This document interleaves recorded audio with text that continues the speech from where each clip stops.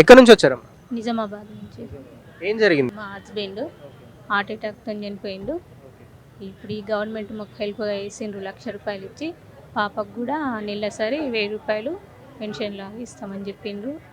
నెల నా భర్త అయిపోయిన పెన్షన్ కూడా 3000 ఈ అక్టోబర్ నుంచి ఇస్తామని చెప్పారు.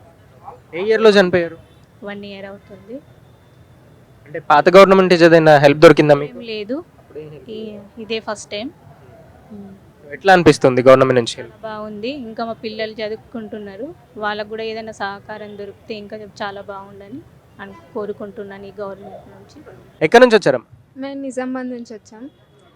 మా ఫాదర్ సబ్ ఎడిటర్గా పనిచేస్తాడు నమస్తే తెలంగాణలో. మా డాడీ ఒక్కడు చేసినప్పుడే మేము ముగ్గురం ఇంట్లో కూర్చొని తినేవాళ్ళమే. ఇద్దరం ఆడపిల్లలం మేము. మా మమ్మీకి కూడా డిస్క్ ప్రాబ్లం వల్ల తను కూడా ఏం పని చేయలేదు.